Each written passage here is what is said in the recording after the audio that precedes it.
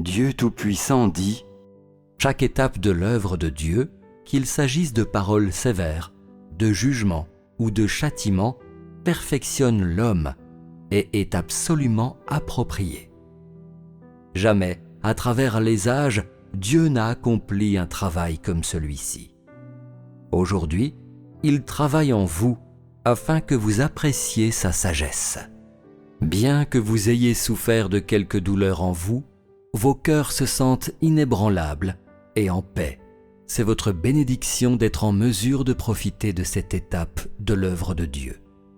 Indépendamment de ce que vous pouvez gagner dans l'avenir, tout ce que vous voyez de l'œuvre de Dieu en vous aujourd'hui, c'est de l'amour.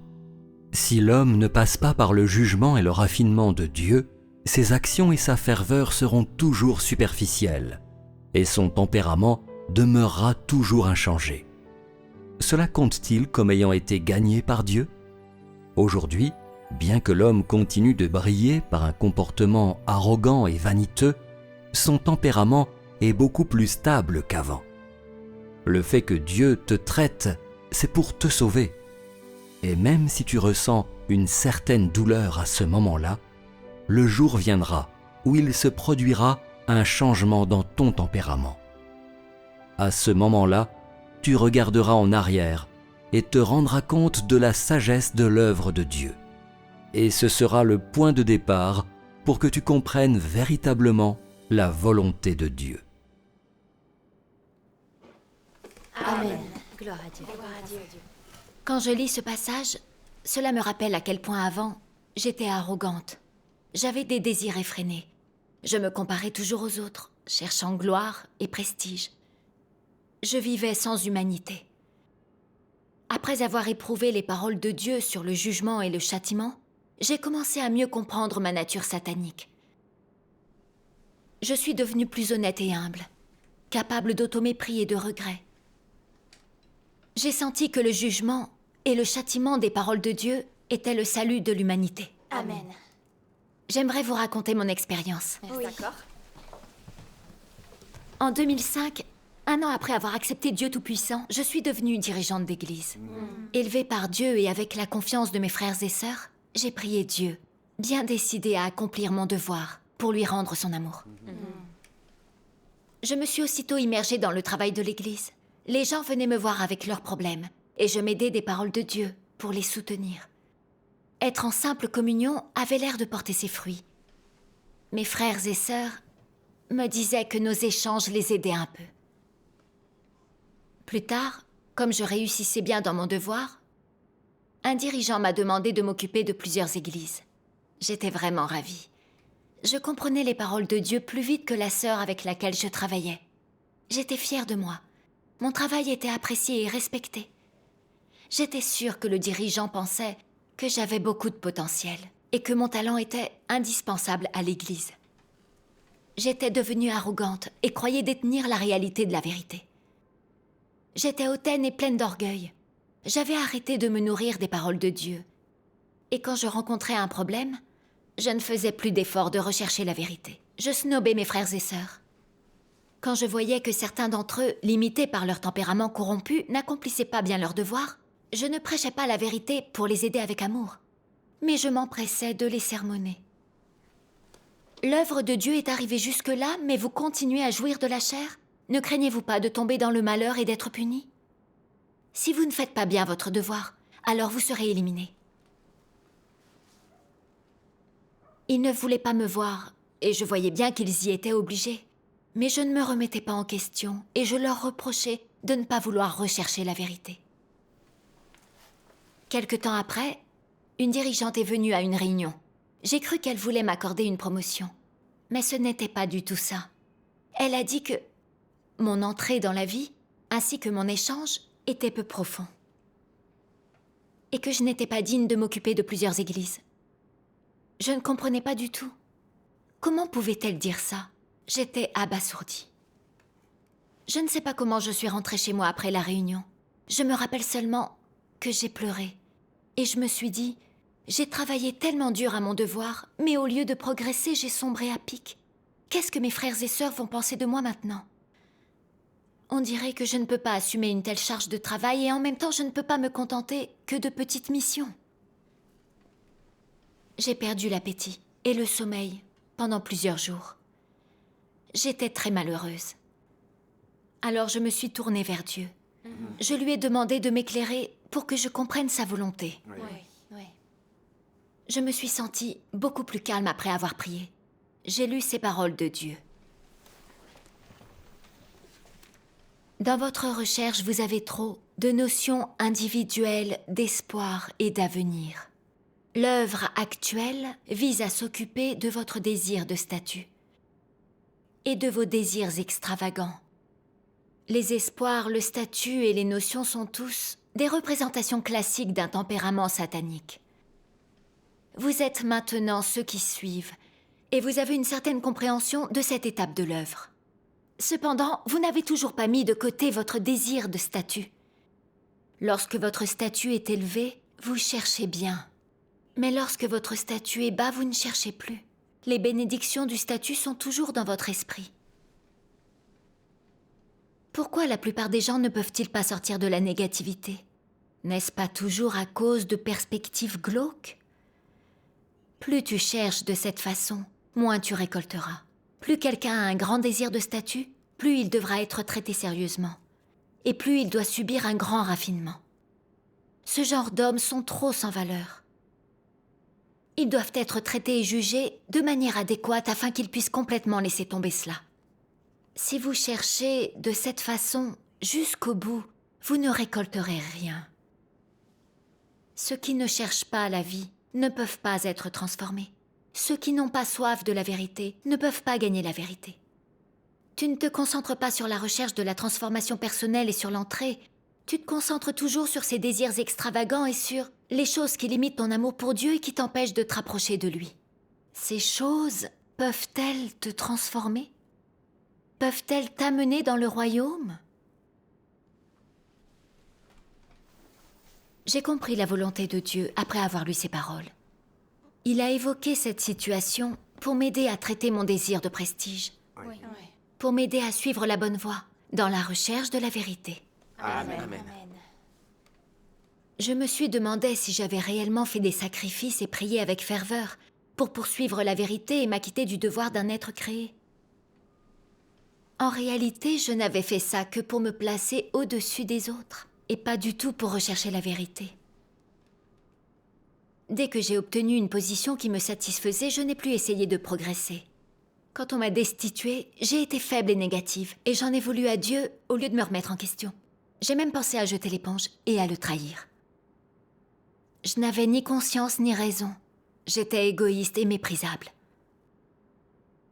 En me faisant destituer, Dieu m'a en fait protégée. Au lieu d'être négative, j'aurais dû rechercher la vérité pour triompher de ma corruption. C'est vrai.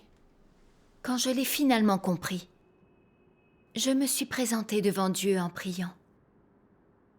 Ô Dieu, je ne veux plus aspirer au prestige. Je veux me soumettre à ton règne et à tes arrangements. Chercher la vérité et accomplir mon devoir. Amen. Dans les jours qui ont suivi, je me suis concentrée sur les paroles de Dieu et je me suis remise en question.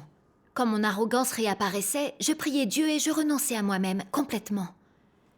Je me suis sentie bien mieux après avoir pratiqué comme ça. Amen. Et j'étais plus utile à mes frères et sœurs. Dieu soit loué. Quelques années plus tard, je suis montée en grade. On m'a de nouveau choisie comme dirigeante d'église.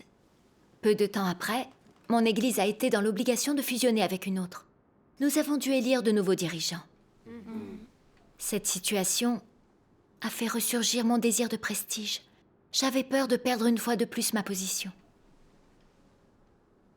Quand je participais aux réunions avec les autres dirigeants d'église, je trouvais que leur compréhension des paroles de Dieu était banale. J'étais certaine que j'allais être élue et retrouver mon poste de dirigeante. Pour bien assurer ma position, et aussi pour montrer aux gens de quoi j'étais capable, j'ai proposé de m'occuper des problèmes dont faisait face une église plus faible, en faisant la promesse de les résoudre rapidement. J'organisais des réunions tous les jours et comme promis, je m'occupais de résoudre les problèmes. J'en profitais pour parler de ce que j'avais accompli auparavant, de mes grandes réussites, et je me vantais de l'estime que les dirigeants de l'époque avaient pour moi. Je faisais aussi exprès de parler des erreurs et des déviances d'autres dirigeants d'église. Je me mettais en valeur, en prenant bien soin de rabaisser les autres. Mais Dieu voit dans le cœur et l'esprit. Et comme j'avais de mauvaises motivations, il s'est caché de moi. Pendant cette période, je n'ai rien accompli, même si j'étais constamment occupée. J'ai commencé à avoir des aphtes partout dans la bouche. Même boire de l'eau faisait mal. Je souffrais énormément. Et je pensais au fait que je n'avais absolument rien accompli. Et que depuis le début de ma mission, je n'avais eu aucun résultat. Je me demandais ce que les dirigeants penseraient. Ils estimeraient très certainement que je n'étais pas du tout à la hauteur. Et si jamais par malheur j'étais renvoyée avant même qu'il y ait eu l'élection? Quelle humiliation! Cette pensée me donnait envie de résoudre immédiatement tous les problèmes. Mais peu importe ce que je faisais, les choses ont continué exactement comme auparavant. Je me sentais tellement désemparée. Alors, la seule chose à faire était de prier Dieu. Ô Dieu, j'ai sombré dans les ténèbres et je ne sais pas comment m'en sortir. Ô Dieu, j'ai dû te défier. Je te supplie de me guider. Je suis prête à me remettre en question et à me repentir. Ensuite, j'ai lu ce passage des paroles de Dieu. Vous avez la langue et les dents de l'injuste dans votre bouche.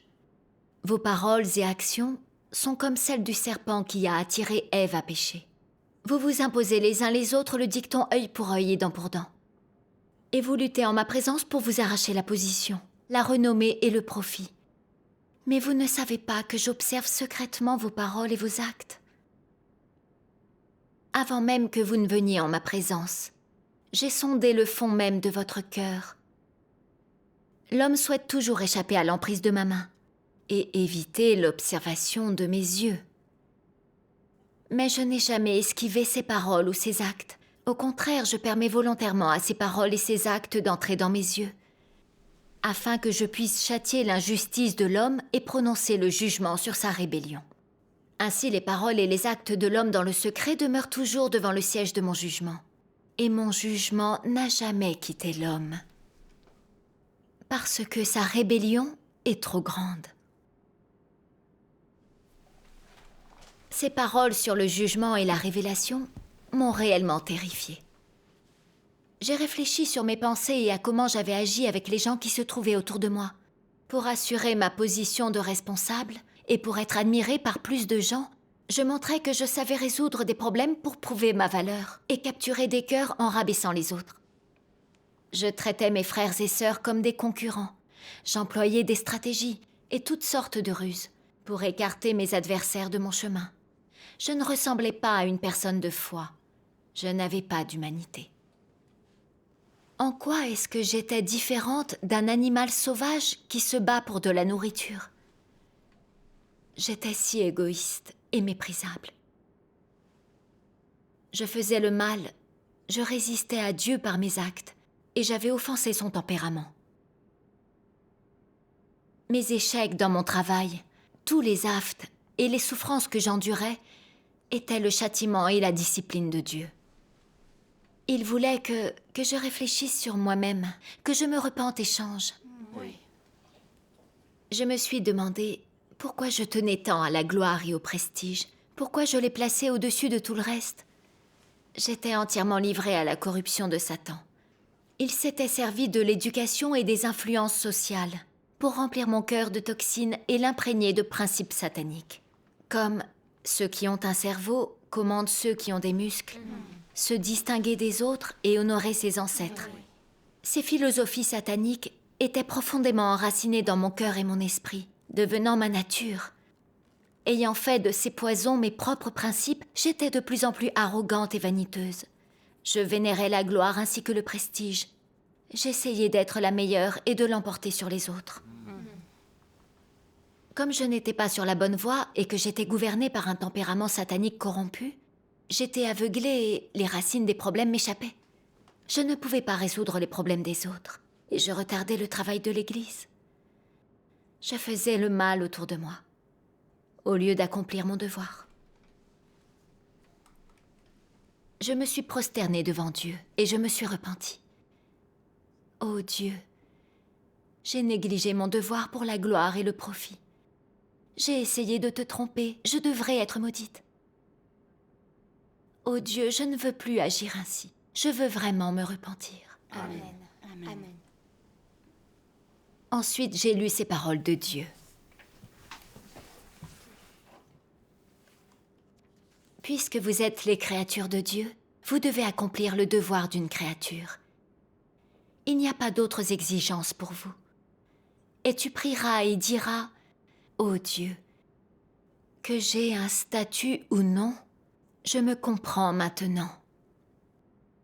Si mon statut est élevé, c'est en raison de ton exaltation. Et s'il est bas, c'est à cause de ton ordonnance. Tout est dans tes mains. Je n'ai pas de choix, ni de plainte. Je ne me concentre pas sur le statut. Après tout, je ne suis qu'une de la création. Si tu me jetais dans le puits de l'abîme, dans les temps ardents, de feu et de soufre, je ne suis qu'une créature. Si tu m'utilises, je suis une créature. Si tu me parfais, je suis encore une créature. Si tu ne me parfais pas, je t'aimerai quand même, parce que je ne suis rien de plus qu'une création. Amen. Les paroles de Dieu m'ont montré la voie à suivre. Que je sois destituée ou que j'ai du prestige, je devais rechercher la vérité et faire mon travail correctement. Amen. Je devais pratiquer la vérité et rejeter mon tempérament satanique. Après ça, je me suis forcée à changer d'attitude. Je me suis mise face à mes devoirs et ensuite j'ai prié Dieu. J'ai remis tous les problèmes de l'Église entre ses mains. Je me suis tournée vers lui et j'ai cherché la vérité avec mes frères et sœurs. Les problèmes de l'Église ont vite été résolus. Gloire à Dieu. Mon cœur s'est rempli de gratitude. Dieu est réel et tellement aimable. Amen. Il était à mes côtés et mettait les choses en place pour me purifier et me transformer. Gloire à Dieu. J'ai compris à quel point il était important de rechercher la vérité et de changer mon tempérament. Gloire à Dieu. Dieu soit loué. Dieu soit loué. 6 mois plus tard, on m'a donné des responsabilités dans d'autres églises. Sachant à quel point je recherchais le prestige et j'étais disposée à l'arrogance, j'ai prié Dieu avec ferveur de me donner la force de corriger mes penchants et de bien faire mon travail. J'ai eu la chance de faire équipe avec Sœur Wang. Elle avait le don de voir clairement les problèmes et les gérer avec maturité. Je lui demandais des conseils très régulièrement. J'ai beaucoup appris avec elle. En quelques mois, j'ai énormément progressé dans l'échange. Je me suis améliorée dans la résolution de problèmes et dans d'autres tâches de l'Église. Mes frères et sœurs s'en remettaient à moi. Sans que je m'en rende compte, j'ai recommencé à être contente de moi. Et à penser que même si j'étais encore novice, mon échange était aussi bon que celui de Sœur Wang. Je savais bien mieux gérer qu'avant les problèmes qui arrivaient. Et je pensais que ma stature avait grandi. Je ne me rendais pas compte que mon arrogance ressurgissait à chaque occasion et que mon désir de prestige était plus fort que jamais. Je voulais absolument que Sœur Wang écoute mes idées à propos de tout. Je ne supportais pas l'idée que d'autres approuvent son échange et qu'elle prenne en main comme ça les affaires de l'Église. Ça me mettait vraiment hors de moi. C'est vrai. Je croyais avoir assez d'expérience. Fini la novice sans repère. J'affirmais avoir autant de valeur qu'elle. Puisque nous étions toutes les deux des dirigeantes, pourquoi commandait-elle? Et pourquoi devais-je toujours l'écouter comme ça? Je ne comprenais pas. Si ça continuait, est-ce que je deviendrais une véritable responsable un jour? Alors j'ai travaillé encore plus intensément, et je me suis servi des paroles de Dieu pour la surpasser. Pendant nos discussions, et surtout pendant les réunions, quand elle exprimait son point de vue, je pinaillais et je pointais constamment du doigt ce qui n'allait pas. Alors, je donnais mon idée brillante pour la rabaisser et me mettre en avant. Un peu plus tard, alors qu'on discutait de l'Église, quelques collègues ont commencé à me faire confiance. Ils appréciaient mes nouvelles idées et tous les conseils que je pouvais leur donner. Ils venaient me trouver quand ils avaient des problèmes. J'aimais les voir se presser, comme ça, autour de moi. Plus tard, Sir Wang n'a plus été en mesure d'accomplir son devoir à cause du Parti communiste qui l'a recherché. Je suis donc devenue seule responsable de l'église. Je ne me sentais pas débordée par le travail, mais plutôt très détendue. Et je pensais que j'aurais enfin le dernier mot sur tout. Je me rendais compte que mes pensées n'étaient pas bonnes. Mais je n'y accordais pas d'importance et je ne me remettais pas en question. Et puis un jour, un dirigeant m'a dit que je devais aller assister à une réunion. C'était dans une autre région et même si la région était grande, nous n'étions qu'une dizaine. J'ai aussi entendu dire que je serais promue. Je me suis sentie vraiment importante et je croyais appartenir à l'élite de notre région. Je suis montée dans un train avec 4 autres sœurs, mais malheureusement notre voyage ne s'est pas exactement passé comme nous l'avions prévu. On a été arrêtés par la police du Parti communiste chinois. Comme leurs interrogatoires n'ont rien donné, ils m'ont condamnée à 2 ans de travaux forcés pour avoir utilisé une organisation Xijiao pour saper l'application de la loi. J'ai traversé une période vraiment très difficile. J'ai commencé à mal comprendre Dieu et à douter. Pourquoi suis-je arrêtée et jetée en prison alors que je devais être promue? Est-ce que c'est Dieu qui me fait arrêter? Afin de pouvoir m'exposer et m'éliminer?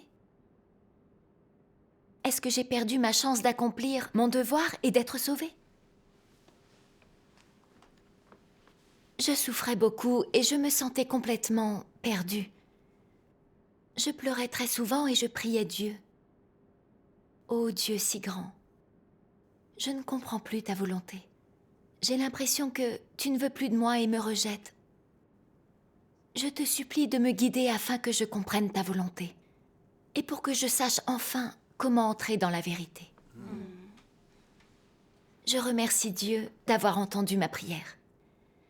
Un jour, une sœur qui était emprisonnée avec moi a discrètement recopié un passage des paroles de Dieu sur une feuille de papier et me l'a donné. Elle disait ceci. Pour tout le monde, l'épurement est atroce et très difficile à accepter. Cependant, c'est au cours de l'épurement que Dieu rend manifeste son juste tempérament envers l'homme et rend public ses exigences pour l'homme, et fournit plus d'éclairage et plus d'émondage et de traitement, en comparant les faits et la vérité. Il donne à l'homme une plus grande connaissance de lui-même et de la vérité, et donne à l'homme une plus grande compréhension de la volonté de Dieu, permettant à l'homme d'avoir un amour plus vrai et pur de Dieu. Tels sont les desseins de Dieu dans la réalisation de l'épurement. Tout le travail que Dieu accomplit dans l'homme a ses propres objectifs et sa propre importance. Dieu n'accomplit pas un travail qui n'a pas de sens et il ne fait pas non plus un travail qui n'est pas bénéfique à l'homme. L'épurement ne signifie pas qu'il faut enlever les gens devant Dieu, ni les détruire en enfer. Cela signifie changer le tempérament de l'homme pendant le processus, changer ses motivations, ses vieux points de vue, changer son amour pour Dieu et changer sa vie tout entière. L'épurement est un véritable test de l'homme et une forme d'entraînement réel. Et ce n'est que pendant l'épurement que son amour peut servir sa fonction inhérente. Amen. Amen. Dieu soit loué. Avec ces paroles, mon cœur s'est immédiatement réjoui.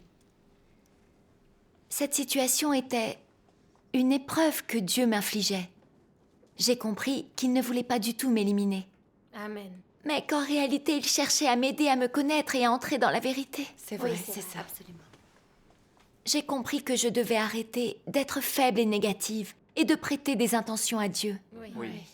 Au lieu de ça, je devais plutôt me calmer et réfléchir sincèrement sur moi-même. Amen. Mais un soir, je n'arrivais pas à dormir. Je me suis demandé pourquoi Dieu avait permis ce qui m'arrivait. Je me suis rappelé ces paroles. Détestez-vous vraiment le grand dragon rouge? Le détestez-vous vraiment, sincèrement? Pourquoi voulais-je demander tellement de fois? Pourquoi est-ce que je vous pose cette question encore et encore? Je n'arrêtais pas de me demander, est-ce que je hais le grand dragon rouge? Est-ce que je le hais du fond du cœur?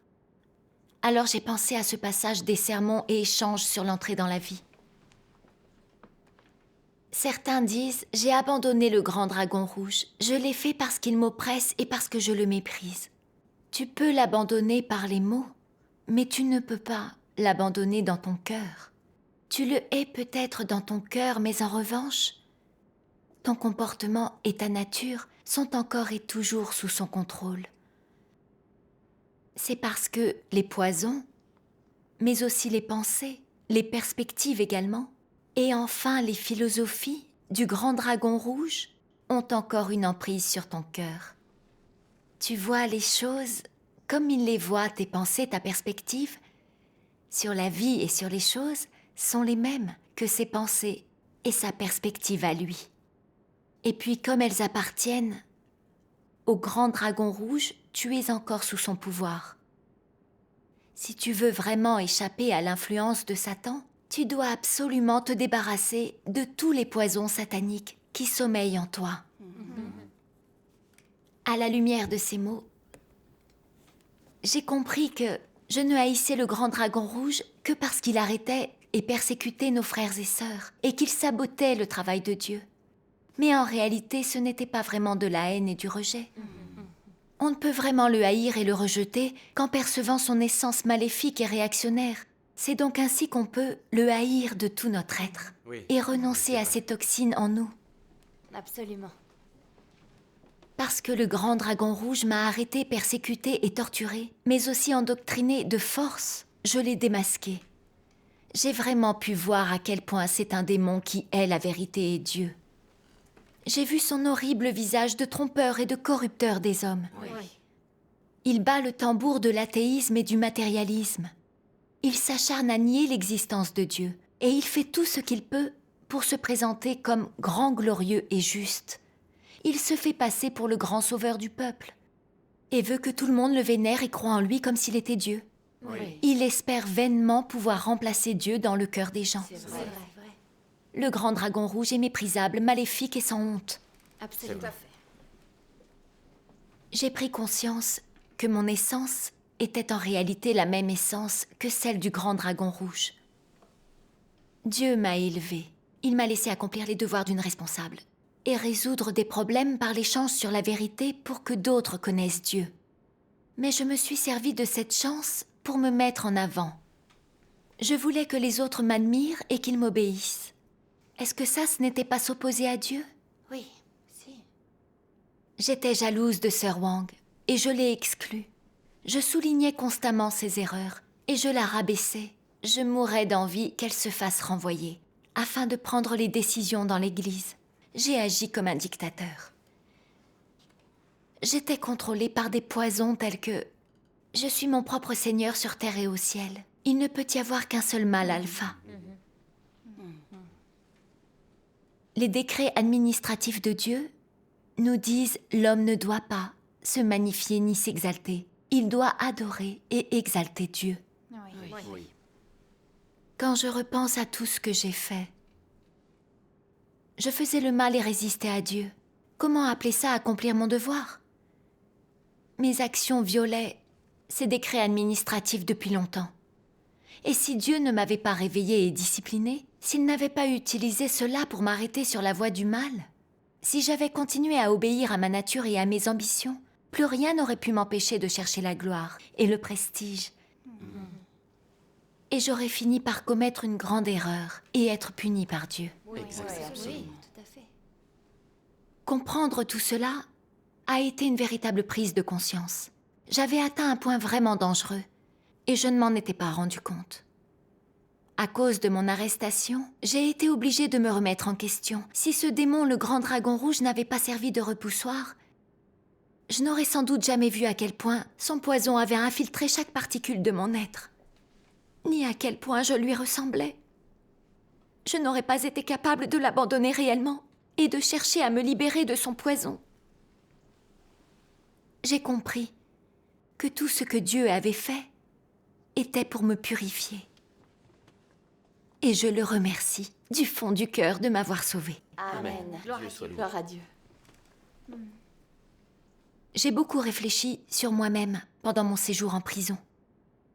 Et je regrette de ne pas avoir chéri mes occasions d'accomplir mon devoir. À la place, j'ai cherché la gloire et le prestige et obéi au poison de Satan. J'ai fait énormément de choses qui allaient à l'encontre de la vérité et qui ont fait beaucoup de mal à mes frères et sœurs et à l'Église. J'avais fait tant de mal à Dieu que j'avais une grande dette envers lui et des regrets. Alors j'ai voulu chercher la vérité et connaître le jugement et également le châtiment de Dieu pour enfin me délivrer de ces poisons et vivre à l'image des hommes. Amen. Peu après ma libération, j'ai repris mon travail. Lorsque j'ai à nouveau été élue dirigeante d'une église, je ne me suis pas sentie aussi fière et satisfaite que je l'avais été les fois d'avant. Mais j'ai senti toute ma responsabilité. Oui. C'était une mission confiée par Dieu et je devais la chérir.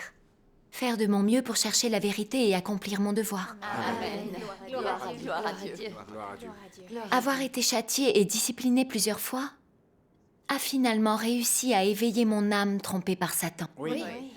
J'ai compris que changer son tempérament, rechercher la vérité et bien accomplir son devoir étaient les seuls véritables buts. Amen. Dieu soit loué. Mon désir de gloire et de prestige n'est plus aussi fort et je deviens beaucoup moins arrogante.